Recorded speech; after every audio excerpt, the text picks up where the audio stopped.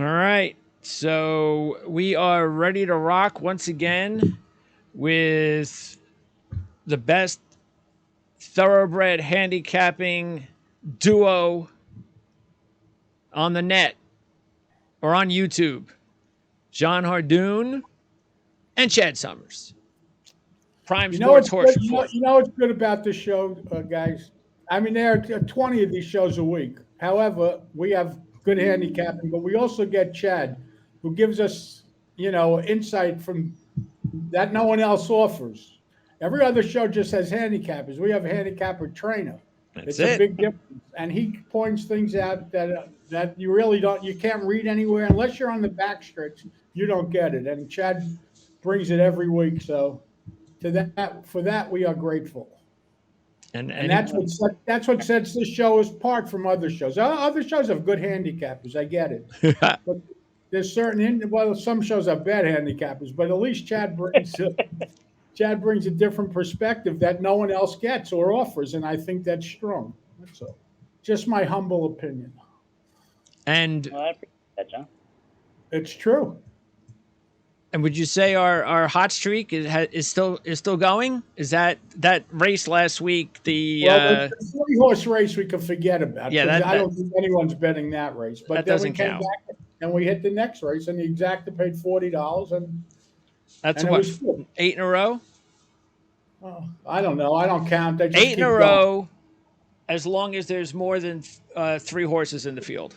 Yeah. Okay. Good. And if anyone's betting races with three horses in the field, they shouldn't be listening to us. All right. So this week we are going to Belmont. You can see there on the logo on the screen, and we have really the two best races this week at Belmont. We have the great, and they're both grade ones. We have, what are we looking at there, Chad? We're looking at Ed, are you Chad's. upside down? Yeah, we're looking at Chad's steering wheel. Let's go driving. Can you He's teach me how to driving a drive, Nissan. Daddy? He's driving a Nissan. So we've got two grade ones at Belmont, the Derby and the Oaks. What's the deal with the Derby and the Oaks? What's the backstory with these races, John? I have no idea. They're regular races. I guess they. I think they must have changed the names recently because I don't remember a Belmont Oaks and a Belmont Derby. Not the last couple of years. Chad probably knows better than me. Well, they're both turf races. That's one thing. And they're also, it looks like, Chad, we don't hear you. yeah, still no. We'll let you know when we hear you. You dropped the phone or something, and it hasn't been the same since. Let's Nope. I'm reading lips. It's not better. Yeah, let's see. So these are races with 3-year-olds, though. Yeah. So this is These are grass races too. So they're turf races. They're grade ones. grade ones, turf races, 3-year-olds. That's it. That's what you want at this time of year. And the first race, the race that we're going to talk about in just a minute, as soon as Chad is hooked up, should go off about 4:45 on Saturday. Can you hear me now? Yes, perfect. And Okay, perfect. So let's go Chad, ahead. where these races come from? They're new. They haven't been around for This was years. a baby. This was a baby of Martin Panza. So Martin Panza, the former director of racing for New York, used to be in Park forever. So if you remember, John, back in the day, they started the original Stars and Stripes program. It was very, very popular. Whether I don't know if that was Hollywood Park, I think at the time, right? Yeah, yeah. And so it was a race kind of just around July 4th week to highlight some 3-year-olds on the turf, where that was kind of a division that was obviously in California. They had the Oceanside opening day at Del Mar, but they weren't quite the same horses. So it was just something that they tried and experimented with, and it seemed like it worked out really well. So We kept when it. it came to New York, you had this big game process, this big race idea. So put these races together after a few years, got the grade one level. They try and attract horses this year. They have a horse from Godolphin who actually ran in the prep in the Pennine Ridge. And then they got one colt and one filly. Not quite as many as they would like, But we got, I think Stack has one, and that's owned by Fuzzy Nas, and Andrew Balding is represented as well. So there is some international participation, and these are divisions this year, especially more the Colts and the Phillies. The Philly race, I don't think is really the strongest race. Oh, Chad froze. it's that car again. All right. So Well, I let's think we see. should get Phil on the road as soon as he gets back. Yeah. We are going. Let's see. If you look at it, you have Graham Motion's got 2 horses in the field. Chad Brown has 2 horses in the field. And, just talking sheets, there's a lot of similarities here. You got a lot of numbers that are pretty similar.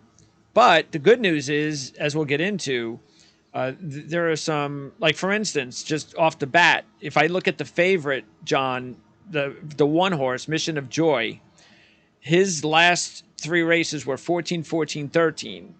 The 2 at 15-1, Strikingly Spun, his last 3 races were 14, 13, 13. Right, and he's 15-1 compared to 2-1. Yeah. So both of these Yeah. races offer some value. You can definitely make some money off these races because there's. You want to figure out who's running good tomorrow, though. So Yep. you have horses whose lines on the sheet look like they're moving forward. For example, the 5. That's the horse that I was going to end up on prerequisite, the Chad Brown horse. She's lightly raced. She only has 3 starts, but she's never done anything wrong. Yep. I think she's going to run a new top. Pratt rode her last time. Pratt ends up where? Pratt ends up on the 7. Yep. The other Chad Brown horse in the race, and he rode them both. So I don't know what that means. I'm going to disagree with Pratt. I think he got off the better horse to ride the 7, but we'll figure it out. Well, the interesting thing is, so Asprey, the 7, who he's going to ride on, he ran the 11, but that was a 7-point new top. So there's the bounce factor now comes into play potentially, and then the 5 doesn't. Your reading of the sheets, very good. I agree with you 100%. I think the 7 is bouncing, where I think the 5 is moving forward. Yeah, the 5 had the opportunity actually to bounce last time from a 14, and he actually did better, winning wire to wire, running a 13 after a 14, which was a 6-point previous top. Chad is back. I figured it out. It's the hat. He took the hat off, and now it's. My phone put me on timeout. Said it was too hot in my car. My phone said the temperature was. So I guess it's too hot in the kitchen. I don't know. All right, so we were talking, first of all, that 1 horse, the favorite at 2-1. I mean, if there's ever going to be a race that we're going to go into and say, well, we're going to try to beat the favorite, it's definitely this one because, as we just mentioned, the best sheet number this horse has was his last race, the grade 3 win. That's a 13.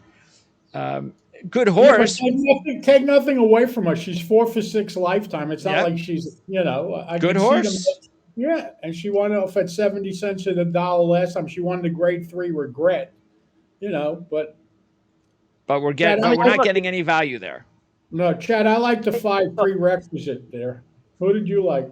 There's no value, but I mean I don't want to take anything away from her. She's a really nice. That field she beat in that race last time was a solid field. She's done nothing. Very little wrong in her career. I'm gonna try and beat her as well, but she's a must use on all your tickets. You can't like if you're playing vertical races, there's no way you can not use her. I think she's a must use for sure. All right, and then we were talking about some of again, let's talk about John's play, the 5 prerequisite. Again, the sheet line is looking really good. This is 1 of 2 horses from Chad Brown, and you're getting 5-1. What about the 5, Chad? Which one? That's the one that Flavin rides? No, he got off of the 5 to ride the 7, who's 3 for 3 lifetimes. Yeah, so to me, that's the interesting thing to me. I know trainer Chad Brown plays a lot of jockey roulettes and has a lot of favorites, and the line of demarcation between Irat, Jose, and Joel and Johnny and Flavian is minute. I get it, and Louis and Tyler, and the list goes on and on. They're interchangeable, really, aren't they? Yeah.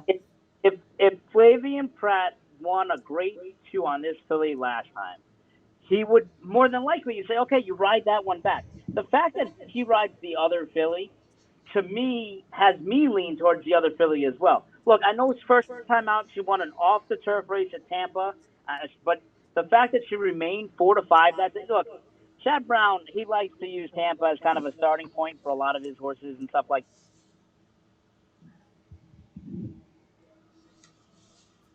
Nope. I guess Chad's hot again. Yeah, Right. that's see again, because if you're, I'm just trying to, and I don't know anything of what going through Flavian Pratt's head. Yeah. But when you run an 11, it says, okay, well, and 3 for 3. All right, well, maybe that horse is better than the 5. But as we just talked about, that doesn't mean he's going to be the best on Saturday. But all it does, Chad, Greg, is improve the price of the 5 Yes. because they have the 7 listed at 6-1 and the 5 listed at 5-1. I can promise you Yeah. that the 7's going to be a shorter price than the 5. Hey, That's what. Yeah, I'd love both. Imagine if those lines were actually the same. At post time, that'd be a gift. yeah.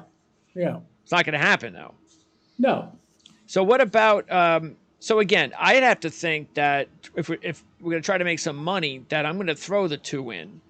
You know, I'm using the 5 over the 1, 2, and 7 in exactas. I'm king prerequisite with the 1 Mission of Joy, the 2 Strikingly Spun, and the 7 Asprey. 5 with 1, 2, 7, and obviously reverse them.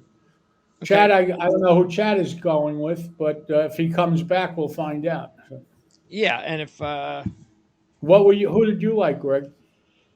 The 1, the 2, I'm with you with the 1, 2, and 5. So not in that order. But I'll probably, I agree with you. I'm probably my top 2 play would probably be the 5 and the 2.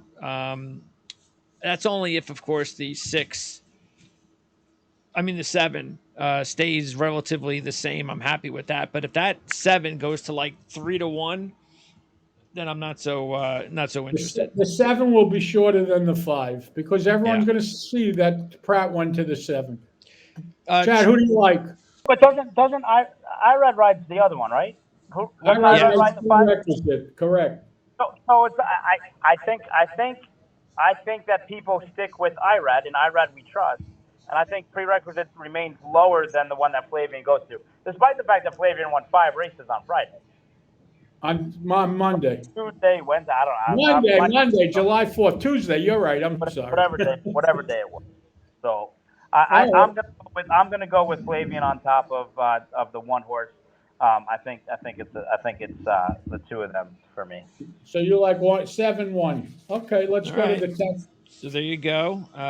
We'll recap that in just a few minutes. Let's now talk about race 10 at Belmont, 1.25 miles, another turf race, the Belmont Derby. And in this one, the 11 is the favorite.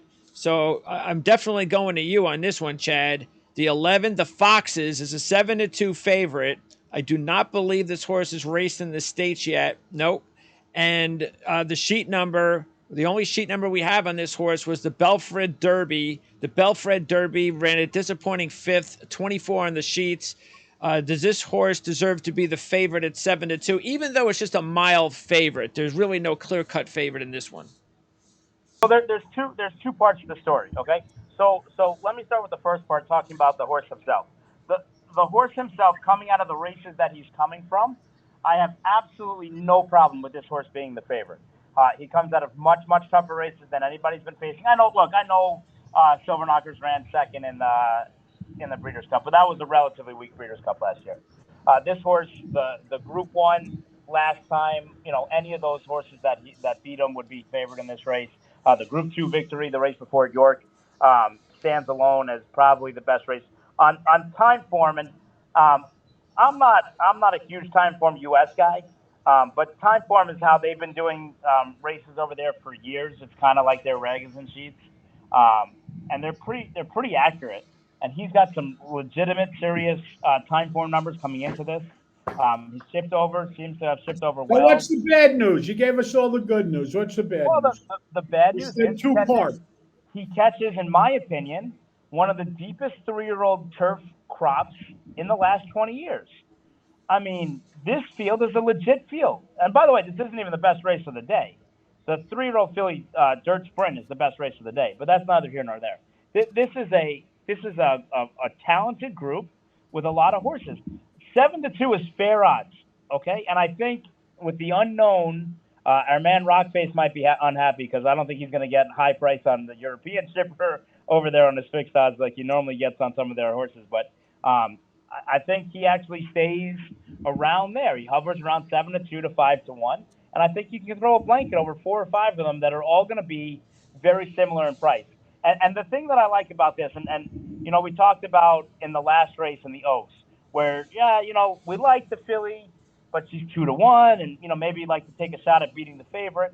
In this situation, it doesn't really matter odds per se, because I think they're all going to be very close in price. You might get 1 or 2 horses that's a little bit of an overlay, but for the most part, I think they'll all hover, and maybe, the odds better than me, John, but I think you're going to have 4, 5, 6 horses all in that 5-1 range. Yeah. There won't be a 3-5 in this race. No. That's Correct. No. Yeah, so let's just quickly go because there's a lot of. Let's talk about those horses. So the 4, a 9-2 shot, Webslinger. The sheets were absolutely excellent leading up until the race in May when he ran a 10.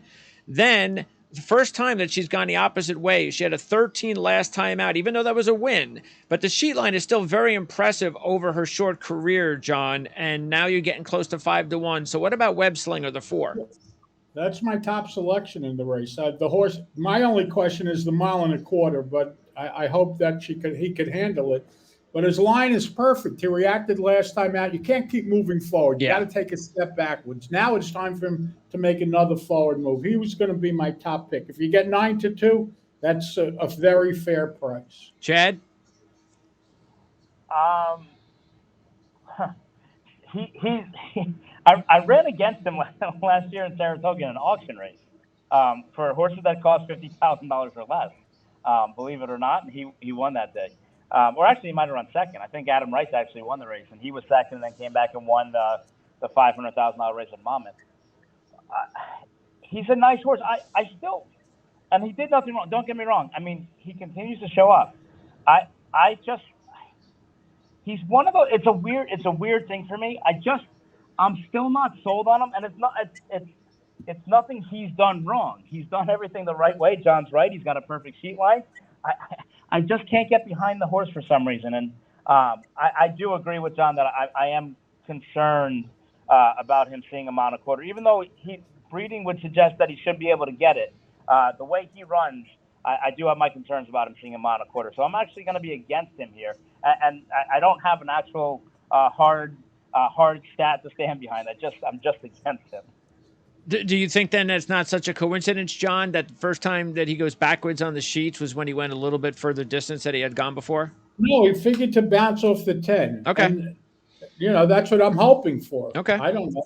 Again, my only concern was the distance. Yep. All right, the 5 is the second favorite, morning line favorite. Far Bridge, the Pletcher horse with Ortiz at 4-1. 4 races, did pretty well in all 4, 12, 15, 13, 12. Yeah, but he's no different than Bobby O, than Silver Knot, Sure, than Kalick, than redistricting. They're all basically have 12s. I wanted to ask Chad about redistricting the 10 horse. Chad, don't you think it's strange that out of a maiden win in career start number 2, Brown opts to throw this horse in a grade 1? All right. Well, let's start with what's the horse name? Farbridge. Farbridge. Okay. So Farbridge is far and away the pick of social media. Okay, because everybody the last 2 times that Joel Rosario's rode this horse has said that if they rode the horse would win. Joel Rosario's the worst jockey in the world. He should be picking up trash on the side of the road. Well, here you go. Your Twitter warriors have a chance. Your social media misfits have a chance to bet out on this horse because you got a rider change. You got Jose Ortiz, who was aboard for the allowance win. So good luck to you. If you think he's the best horse, and it's all been Joel Rosario's fault, then go for it. Be my guest. When you talk about the other horse of Chad Brown, redistricting, So that horse, he was in the maiden race. He was in was like a really, really, really, really hot maiden race. There were tips coming in left and right. We got 5 or 6 touts on the horse. And I'm like, all right. So I mean, it was a legit race. When they turned for home and he dropped his hands, that horse didn't just win; he exploded. I mean, he was as impressive a maiden winner I've seen since Flightline. Now, don't get me wrong; I'm not saying he's Flightline. Let's not I, stop the I hear presses. you. The way he did it, though, was a Flightline-like performance. It was mesmerizing. He crushed them, and I mean, you don't see turf horses do what he did and win by open length like that. It was really something to see.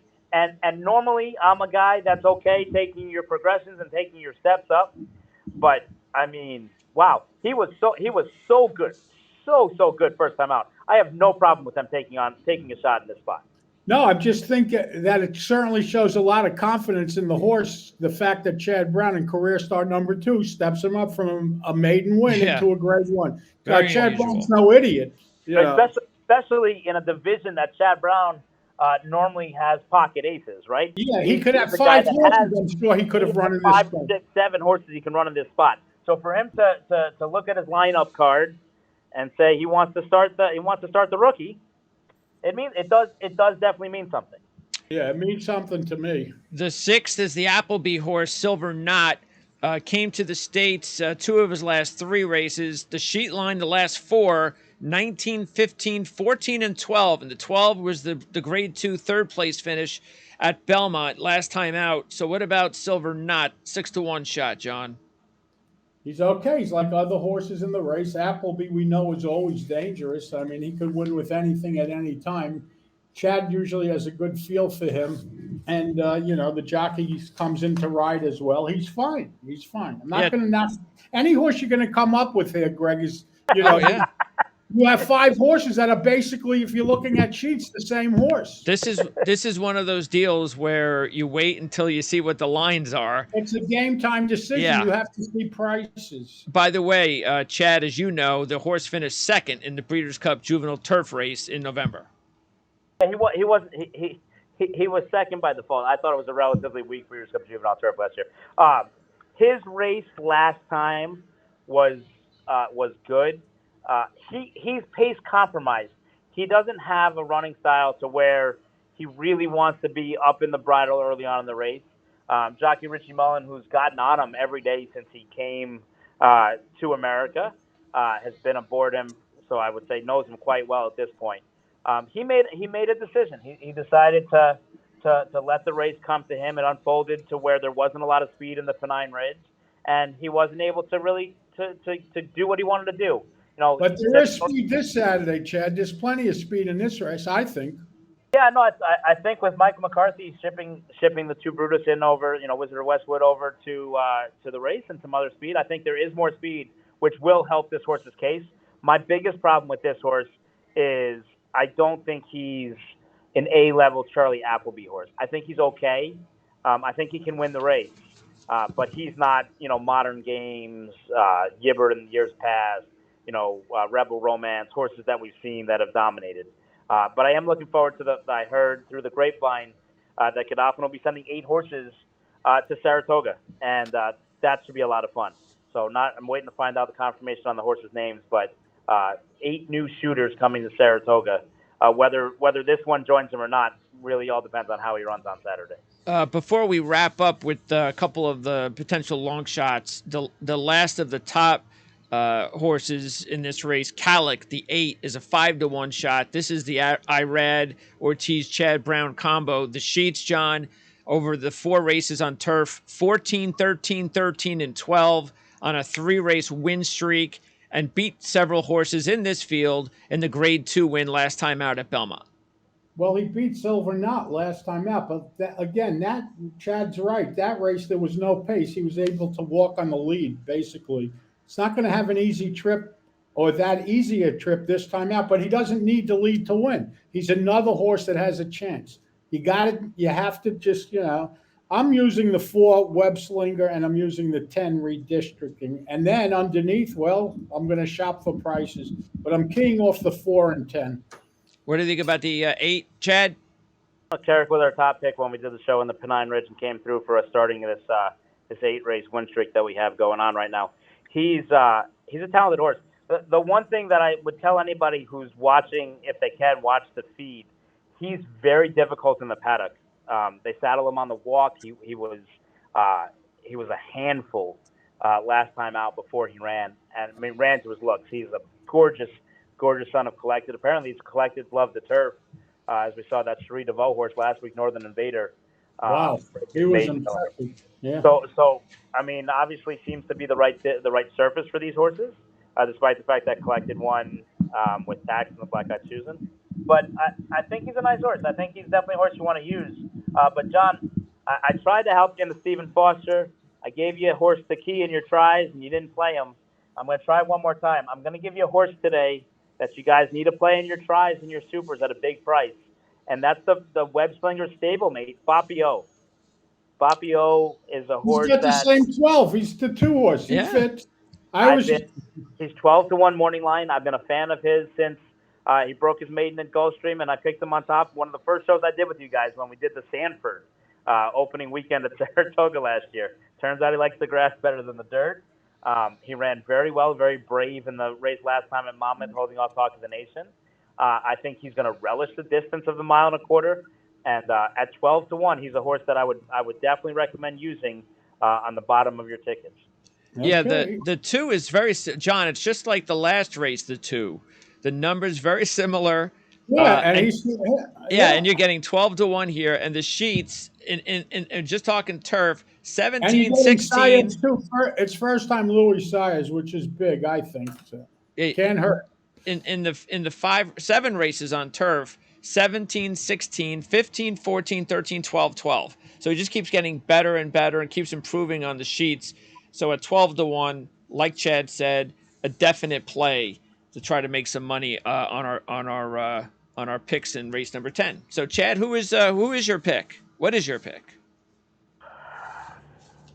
So I'm going to chalk out here, despite everything I just said. And I'm going to go to the outside horse and use the Foxes because I don't know what the Fox says.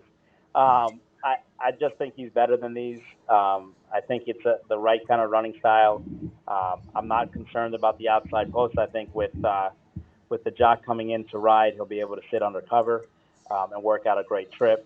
And the fact of the matter is, I was convinced, I had this working theory when this race first existed, that Chad Brown took Martin Panza to a really, really, really nice dinner and said, hey, I need a turf Triple Crown because I can't win the dirt Triple Crown.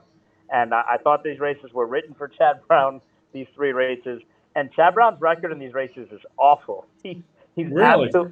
If you look up his actual record in these 3 races, there's 1 Belmont, 1 Saratoga, now 1 at Aqueduct. But over the last 4 years they've had this, or 5 years that they've had this, he's won a couple, but nowhere near the success that you would expect Chad Brown, who you would think would dominate these races. So I'll play redistricting and Calic underneath and Bapio, but it's the Foxes for me.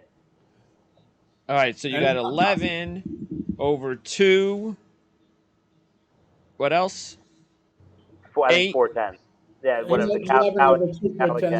They had 4 over 2, 610. Yeah. 4 over 2, 610. Okay, so Chad has 11 over 2, 410? No, 2, 810. 2, 810. John, you have what? You're going to make a decision on the 4 and the 10? Yeah, I'm king one. My horses are 4 with 2, 610 or 10 with 2, 4, 6. 2, 6. Like that. Got it. And I'm going to go 8 over 2, 4. And then again, on the 8th race that we talked about, John and I both going with the 5. John's going 5 over 1, 2, 7. And Chad is going with the 7 over the 1 in the Oaks. So next week, it is Saratoga. We'll be hopefully talking on the first day of the meet. Thursday. Yeah, no idea when, but we'll figure it out. Chad, appreciate it. Know how hard it is to set these shows up, so we appreciate you doing it. How do people know when the show is on? Just you send them an email or? No, what happens is you subscribe. That's the thing that you have to do more than anything, because when you subscribe and you go to YouTube, then you know the show's available. You can actually get one of those little dings that we talk about, and that's why you got to hit the bell. on the subscription. That's why we have that in there. Subscribe, like, and the bell. The bell is the alert that says, hey, the show's ready. All right, So, thanks. yeah, and don't forget the link in the description area to join Patreon. If you haven't done that yet, $5 a month, 8-race win streak. They could have paid for the next 2 years if you would have been here for those 8 races. And hopefully we'll make it 10 for 10. So, guys, I appreciate it as always. We'll check out everybody on Discord, hopefully, over the next few days as well. All right, take care. Stay safe and be well. Thank you.